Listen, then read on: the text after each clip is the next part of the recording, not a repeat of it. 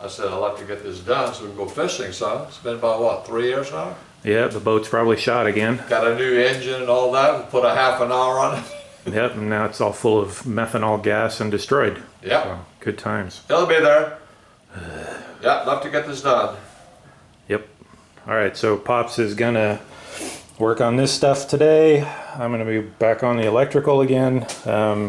We were just talking about this since we had to go back to filler here. In all likelihood, this is all gonna have to go back into 2K and everything all over again. So, but we're gonna restrict it just to this side of the panel right here. Yeah. Yep. All right. Do it. And Take then a picture of this. Okay. That and that. And for myself, first order of business for me, I'm going to run the battery cables, and I mocked up all the trim pieces here to figure out exactly how I wanted to do that. In the process of doing that, I scratched the paint. Dummy. Gotta remember when we do this stuff, we got to cover this stuff up with tape. Yeah. And I just didn't think about it. The end of this thing has a little metal bracket on it, and it just... Anyway, so I was going to run the battery cables up through here, and there's here. You see, there looks like there's enough room right here. I can run the cables through, even all the way up to there, and into the trunk.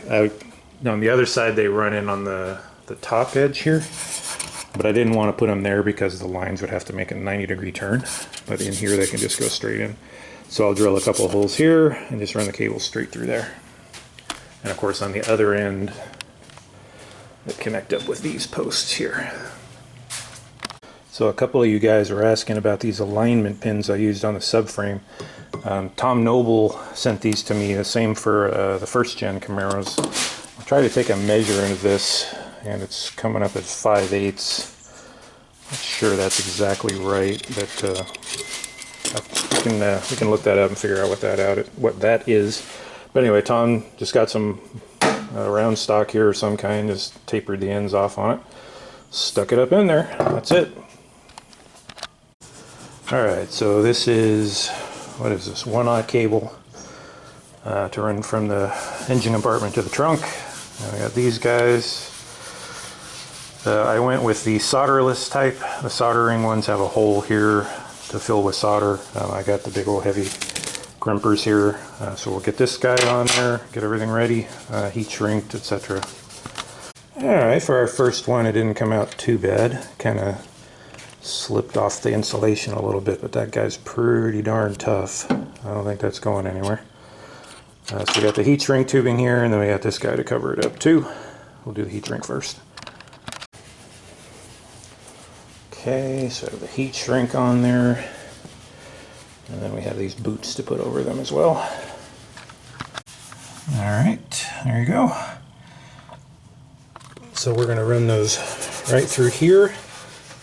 Let's see about maybe drilling a couple of holes for a wire tie to hold those in place. But it's really perfect, those fit just right down in there. I'll give you the view with everything on. So that tucks up nicely under there. The line's running through here. Tuck down there, and you can get this panel back on.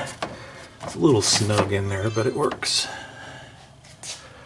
There you go. I'll pull those off, show you what it all looks like. So I did go ahead and put a wire tie right there to hold that together. Again, you can see up in there. Sorry for the glare. Along the channel.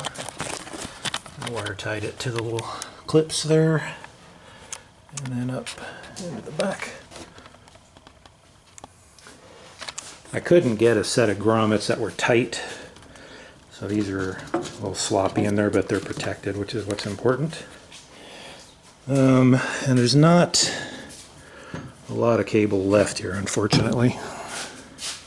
I didn't get enough. I forget what that was, but it wasn't long enough, so I have to put a jumper on those, I guess. That sucks. Or I may end up redoing that. I don't know. We'll see, because it's got to make it all the way to here. We'll see. Just leave that for now, though. Alright, we're going to jump ahead to the vintage air here. Start putting that stuff together. So first order of business is we've got to get this guy on here. This is where all the grommets go through. Right here. Okay, first step, install the grommets. I have a feeling I may have to pull these off later when I run the hoses through, but we'll give it a try. And run a 1/4 inch of silicone around the mating surface, which is, yeah, that guy. Okay. All right, there we go. I had to fight with my tube of RTV for a long time because it was plugged up. I just cut the bottom of it off. Move on past that, so that's pretty snug on there. See, it's got this attachment bar that goes on the back. Okay, now what? All right, so I got to skip all the stuff about sealing up the firewall and all that because I'd already done all that stuff before. So now we have the kick panel. Same thing, get the grommets on there. And I've run all the hoses through here. I gotta pull them through the inside and run them through this guy. Alright, I got that in there, but that was a pain in the rear. These things ended up getting in the way because this thing's got a recess here, so it ran right into the cables, but we got it in there. I had to move them around a little bit more, so I lost even more room on the back there. That's alright. Alright, so let's see what's next. Alright, the next step is to install these heater fittings. Gotta get these caps off here, get those installed. Alright, these guys come with little O-rings, and they supply some mineral oil with the hose kit, so lubricate them. Alright, we got the 2 heater lines on, and the number 6 AC line. And now we have to wrap all this stuff with the press tape. So I'm just doing the number 6 right now. The number 10 line comes after this thing's installed. Actually, the directions don't call for press tape on the number 6. I've read this a couple of times. It only says to put the press tape on here. Install press tape all around number 10 hose fitting. And up here where it says to install the number 6, it doesn't say anything about it. And in the diagram, they only show the press tape on that fitting, not on that fitting. So that's what I'm going to do.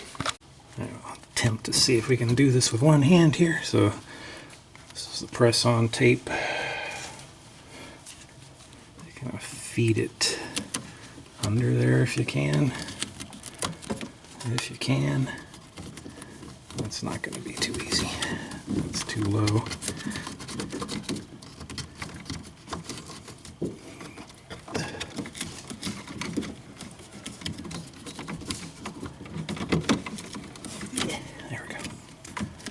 Jam that on there as tight as I can get it.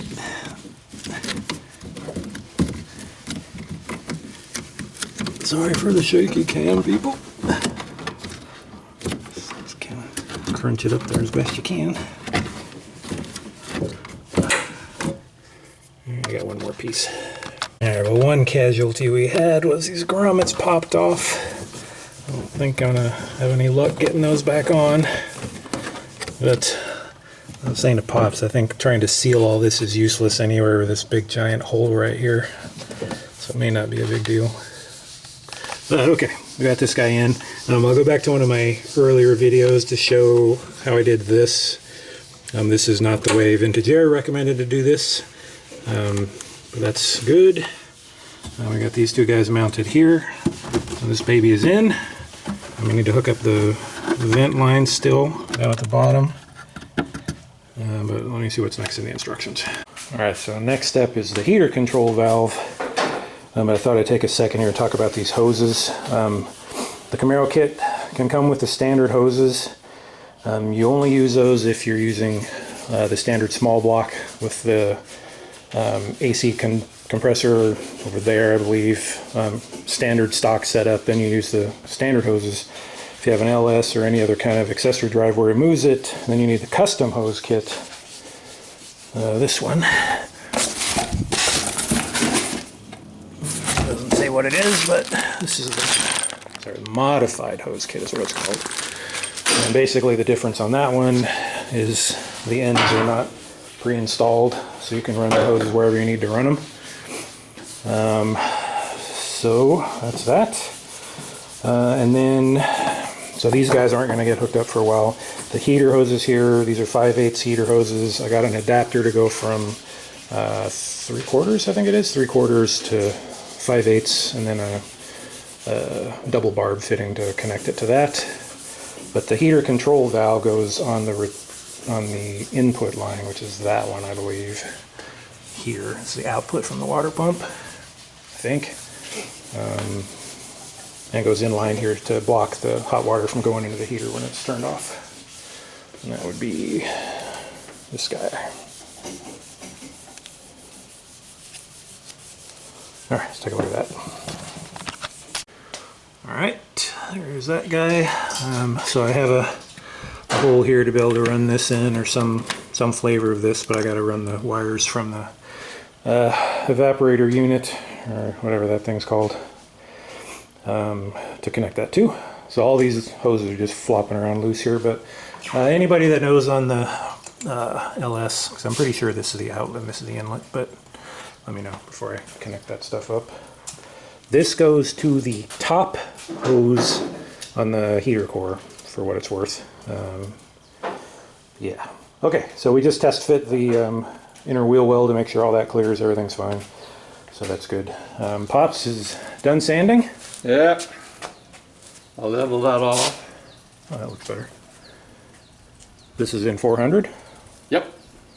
Okay, so next week we will spray this with 2K and let that sit for a few weeks, and we'll come back and hopefully get them in paint after that. So we were talking earlier about this stuff. Originally I was only going to paint the front part of the door here up to this line, and then when the car was put back together we would paint the rest, but I think now I'm going to run it all the way back to here instead, just because painting upside down here, I'm probably going to end up with all kinds of orange peeling problems there anyway. So there'll be a line here, but I'll put a soft edge tape there, and then hopefully you won't be able to see it. It's in the bottom of the door anyway, so then when it's on the car we only have to paint this part here. Dat is it. Yeah? You tired? Yeah. Both of our hands are just destroyed. Yeah. But it was a good day. Yeah. I mean, it slowed us down 3 weeks with this, but it's looking much better. Yeah, it'll look sweet when it's done. Yep. Yep. We'll find out when we get the 2K on it and see how flat it is. So. Hey. Yep. Master sander. Master Bloviator. No. Bloviated Maestro. It's cool to have the air conditioner in though. Yes, it At is. least part of it. It looks cool. Yeah. Yeah, and not much left to connect here. Nope. We're pretty close, except for that piece there. That's the only wire that we have to hook up, I think. I think everything else, as far as the firewall is concerned, is done. We obviously have to connect everything here, but running through the firewall, I think we're done. So that's the gating factor for can we put the car back together, is do we have everything that has to go through the firewall done? And I think we are done, Yes, we are. except for that one wire. Yep. Drill a hole, stick it in there, we're done. Yeah.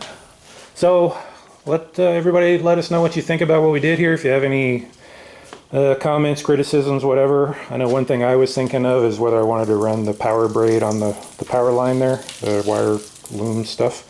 I think it's fine. It's got pretty thick insulation on it, but you know, stuff like that. Anybody has any thoughts, let me know. And we'll catch you on the next one, yeah? Yep. All right. Have a good week. Yep. 4th of July coming up next weekend. Extra work. Woohoo! I'm off of work, so why not? Yeah. Okay. Have a good one. You too. Adios.